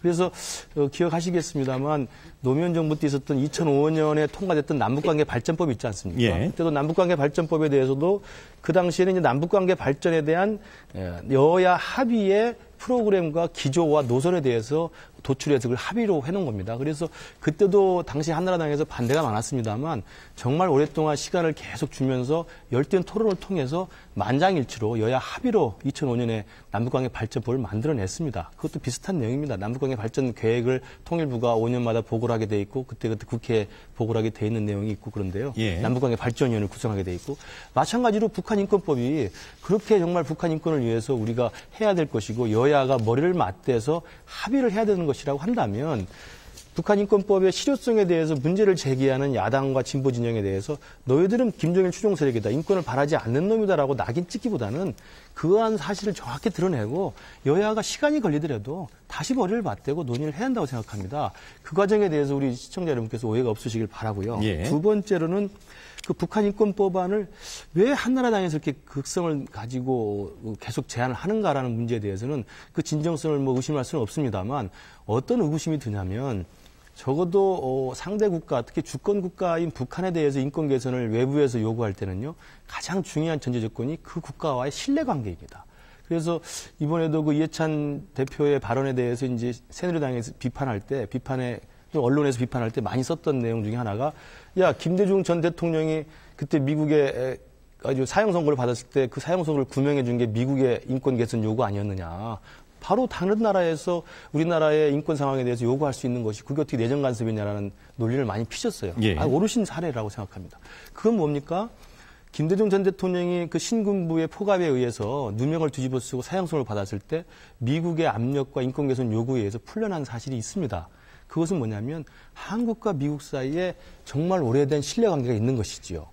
한미동맹이라고 하는 신뢰관계, 그리고 같은 자유민주주의 체제를 지향하고 같은 가치를 추구한다고 하는 두 나라 사이의 신뢰관계가 있기 때문에 미국이 한국에 대해서 인권 개선을 요구를 하는 것에 대해서 한국 정부가 마다할 수 없는 것이죠. 그래서 적어도 실질적으로 그 상대 국가에 대한 인권 개선을 요구하기 위해서는 그 국가에 대한 최소한의 신뢰가 형성이 돼야 되는데 공교롭게도 이명박 정부 들어와서 남북관계 신뢰는 지금 어떻게 되어 있습니까? 북한에 주던 식량 한 톨도 안 주고 있습니다.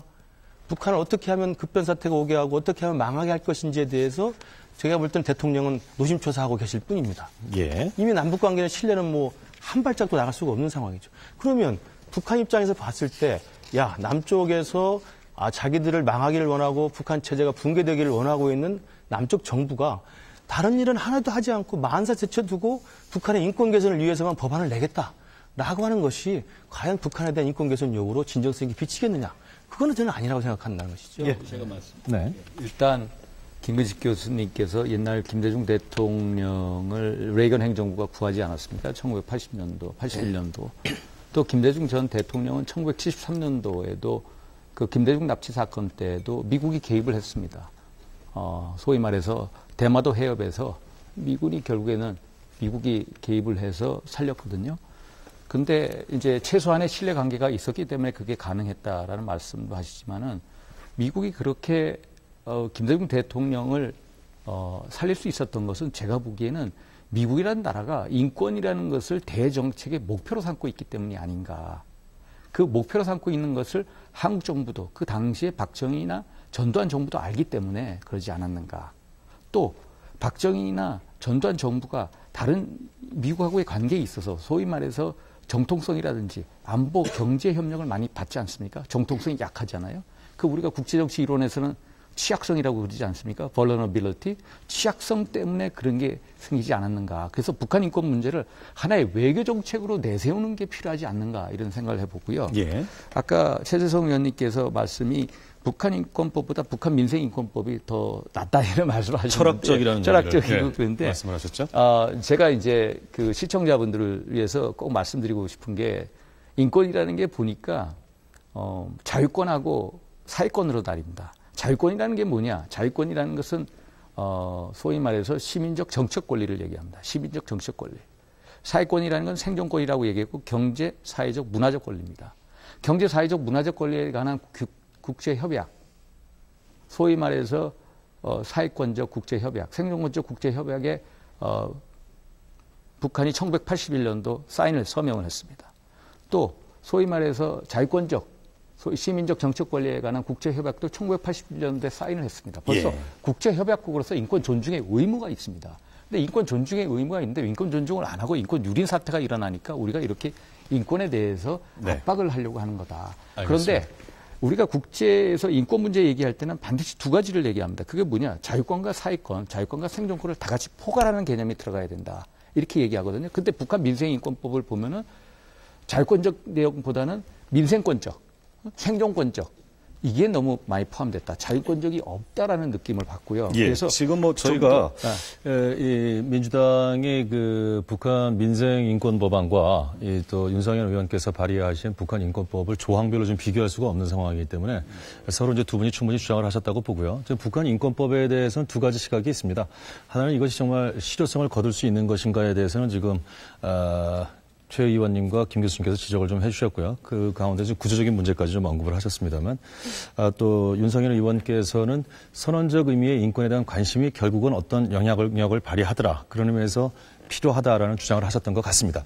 뭐 네 분들의 주장에 대해서는 어느 정도 입장을 다 들으셨으리라고 보고 시민 논객들께서 기다리고 계십니다. 질문을 좀 받아보겠습니다. 예, 먼저 드릴까요? 네, 윤상현 의원님께 질문 드리겠습니다. 두 가지인데요. 발의하신 내용에 보면 탈북자를 지원하는 단체에 대한 재정적 지원을 할 수 있다고 되어 있는데요. 이번 토론에서도 계속 나왔지만 실제로 국내에 거주하는 세터민들의 생활이 굉장히 어렵습니다. 이분들의 재정적인 지원이라든지 또 국내에서 당하는 차별 이런 부분을 해소할 수 있는 조항들이 왜 빠져 있는지 하나고요.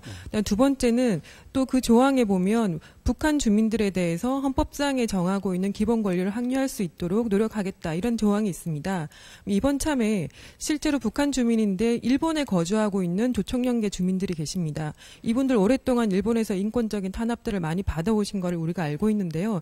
또한 이분들이 국내에 입국하기도 입국이 힘든 걸로 알고 있습니다. 그럼 이 법을 통해서 이분들이 일본에서의 인권 사항이 개선이 되고 또 자유롭게 국내에 입국을 할 수 있는 조치가 가능한지 기대할 수 있는지 두 가지 질문 드리겠습니다. 예. 일본에 있는 탈북자를 말씀하시는 거예요? 일본에 조총련 인사를 말씀하시는 거죠? 예. 조총련계인데 이렇게 예, 법에 보면 북한 주민이라고 이제 규정을 하고 있고 그분들에 대해서 국내에 정한 헌법상의 기본 권리를 확립할 수 있다고 돼 있거든요.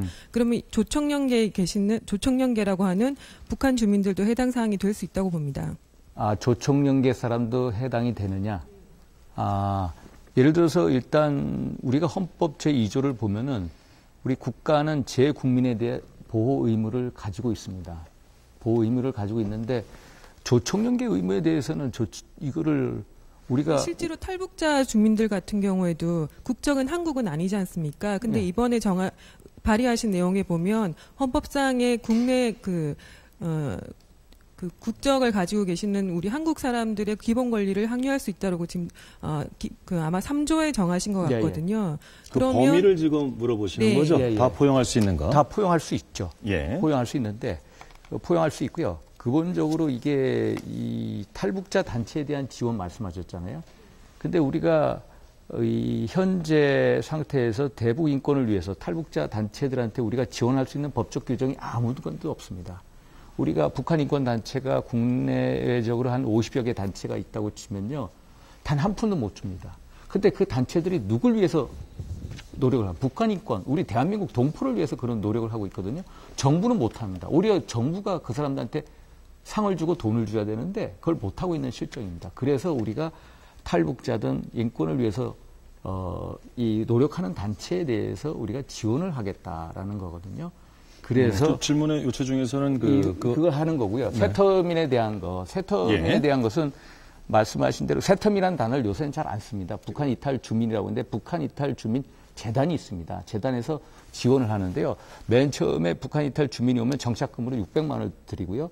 또 임대주택도 드리고요. 만약에 놀고 있을 경우에는 생계급여를 드리고요. 또 학교에 들어갈 수 있게끔도 하고요. 또 취업 장려금도 드립니다. 그런데 이분들이 지금 원하는 게 뭐냐면 일단 정착금 600만 원을 1000만 원으로 올려달라. 이렇게 요구 중에 있고요. 또 하나는 대부분의 분들이 어디에 거주하고 싶어 하냐면 93%의 분이 전부 다 수도권에 거주하고 싶어 합니다. 그런데 우리가 이렇게 분배하다 보면 수도권이 아니라 비수도권 85%만 수도권에 거주하고 나머지는 이제 제주도 막 지방으로 빠지거든요. 그래서 우리는 어떻게든 여러 가지 면에 있어서 북한 이탈 주민에 대한 주민재단을 통해서 북한 이탈 주민재단을 통해서 북한 이탈 주민에 대해서 지원을 계속해서 늘려간다 이런 입장이고요. 그분들한테 가장 필요한 것은 무엇보다도 우리의 정말로 따뜻한 시선입니다. 예. 임수경 의원 같이 그런 발언을 들었을 때 엄청나게 정체적인 상실감을 느끼거든요. 그래서 따뜻하게 동질감을 가지고 우리가 대해줘야 되겠다 이런 생각을 합니다. 예, 북한 인권 문제에 더해서 지금 그 남한에 건주하고 대한민국에 거주하고 있는 세터민, 이 탈북자들까지도 좀 보장해달라는 취지의 말씀을 하셨던 것으로 알겠습니다. 다음 질문 받겠습니다. 네, 저는 최재성 의원님께 질문 드리겠습니다. 그 북한 인권과 관련해서 탈북자 북송 문제가 있는데요. 그분들이 북송되면은 굉장히 비인간적인 대우를 받는 것은 다들 익히 들어서 알고 계시지 않습니까? 근데 그에 대해서 일반 시민들이 생각하기에는 야당이 조금 소극적 대처를 하고 있지 않나라는 생각이 듭니다. 제가 오해하고 있는 건지는 모르겠는데요. 오해하고 있다면 그 이유를 말씀해 주시면 감사하겠습니다. 저는 여당과 야당의 근본적인 차이가 뭐 인권법도 마찬가지고요. 또 지금 탈북자 북송 문제도 마찬가지고 저희는 한반도 관계를 매우 복잡하게 해석합니다. 그리고 상대적으로 많이 해석을 하고.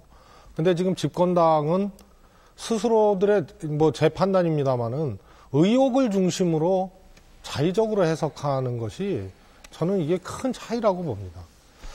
탈북자 북송 문제는 남북 간의 문제뿐만이 아니고 중국이라는 대국이 있습니다. 그래서 이것도 고차방정식입니다. 중국은 난민협약상의 이제 난민협약상에는 이제 정치적인 난민에 이제 한정을 해서 난민을 인정을 하는데 중국은 이건 배고프고 못 살고 그래서 경제적인 난민이다 이렇게 규정을 해서 돌려보내는 겁니다.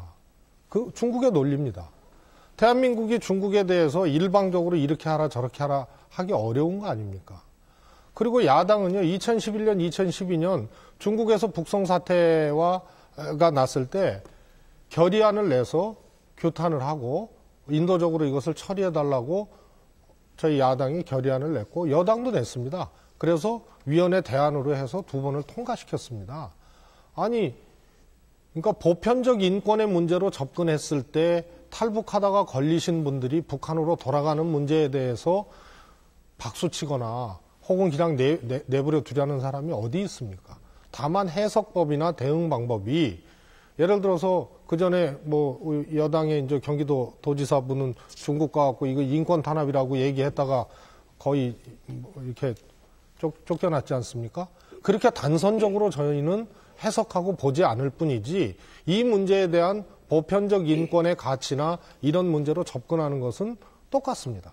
다만 이걸 어떻게 처리할 것이냐의 문제에 대해서 자의적이지 않고 매우 상대적이고 중층적으로 해석하고 있다는 점이 여당하고 좀 다르다 이렇게 말씀드리고 싶습니다. 추가 질문 있으시면 짧게 부탁드리겠습니다. 그 중국이 북한의 모든 난민에 대해서 경제적 난민으로 보는 것은 해석에서 오히려 중국 쪽에 무리가 있지 않냐 하는 생각이 듭니다. 그 부분에 대해서 어떻게 생각하시는지. 저는 그러나 그것이 중국의 논리입니다. 중국은 대한민국 편이 아닙니다. 뭐 그렇다고 무조건 북한 편도 아니죠. 그동안 관계로 봤을 때. 중국은 중국 편에서 이 문제를 바라볼 뿐입니다. 그래서 우리 입장에서는 아니 북한에서 탈북하시는 분들이 배고파서만 탈북하는 게 아니잖아요. 정치적 자유가 없고 탄압받고 그래서 그 자유를 찾아서 탈북하는 문제하고 못 사는 문제하고 거의 제가 보기에는 복합적으로 작동해서 탈북을 한다고 보거든요. 예를 들어서 황장엽 씨나 북한에서 나름대로 지위를 갖고 살았던 분들은 경제적인 문제로만 탈출했다고 보기는 어렵죠. 그러나 중국이 그렇게 규정을 하는 것입니다. 그것은 중국과 북한과의 전략적인 관계도 있고 또 저희가 중국 가면 중국 정치인들이 그러죠. 그분들 논리입니다. 야, 너네 이런 거 가지고 우리한테 항의하지 말아라. 다행인 줄 알아라. 이런 말도 서슴없이 해요. 그 무슨 얘기냐? 이렇게 하지 않으면 니네 감당할래? 대량 탈북을? 뭐 이런 말, 이건 중국의 관점입니다. 그래서 예. 경제적 난민이라는 중국의 규정은 중국의 규정이지 이것에 대해서 단선적인 이런 규정에 대해서 동의하지는 않는다. 알겠습니다. 다만 상대적으로 해석하고 복잡하게 해석할 뿐이다.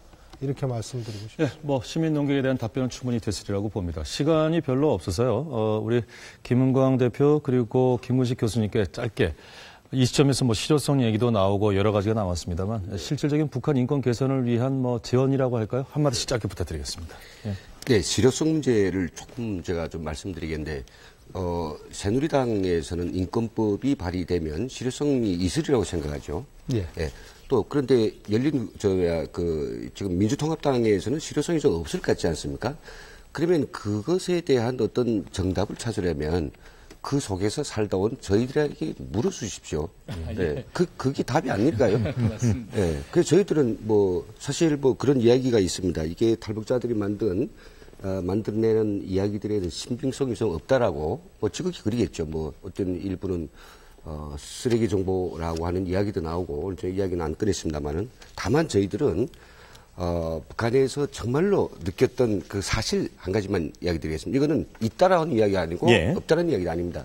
북한이 97년도였죠. 개천이라고 하는 그 수용소에다가 그때 이제 그 유럽 쪽에서 많이 떠드니까 북한 임금절 떠드니까 개천에다가 전시용 그런 그 교도소를 만들었습니다. 침대도 들여놓고 TV도 놓고 신문도 놓고 외국 손님들 올 때 우리는 인권을 지키고 있다.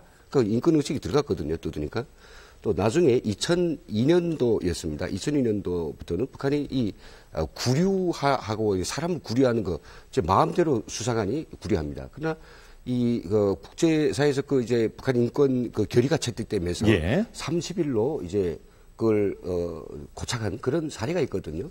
물론 우리가 얼마나 실효성을 거둘지는 우리 기대만큼은 이르지 못할지라도 바로 이웃인 남한에서 그것을 문제시하고 국제사회가 그걸 상당히 많은 사람들이 cry with us, 우리와 함께 울어준다면 분명히 북한에는 그게 점진적이라도 반드시 효과가 있다는 변화가 올 것이라는 말씀이시고요. 파기는 아니더라도 김 교수님도 짧게 정리해 주시죠. 마지막 발언입니까? 예. 아, 그렇습니까? 네, 그 북한 인권법을 둘러싼 논란이 저는 좀 그 오해를 많이 받고 있다는 말씀을 다시 드리고요. 북한 인권이 절박하고 또 북한 인권 개선에 대해서 우리 남한을 비롯한 국제사회가 적극적으로 노력을 기울여야 한다는 점에서는 여야 진보 보수가 저는 전혀 이의가 없다 이 말씀을 분명히 드리고요.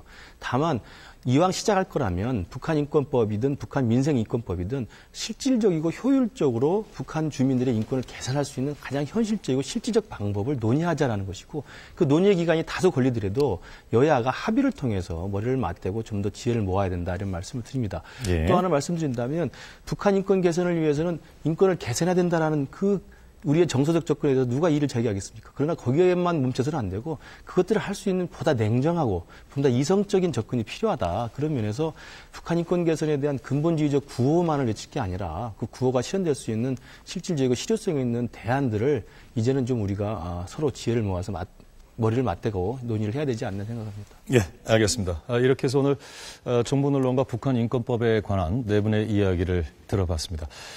이 북한 인권법이 있고 야당의 북한 민생 인권 법안이 있습니다만 왜 절충점이 안 찾아지는지는 오늘 토론을 지켜보신 분들이 아마 해답을 얻으셨으리라고 보고요.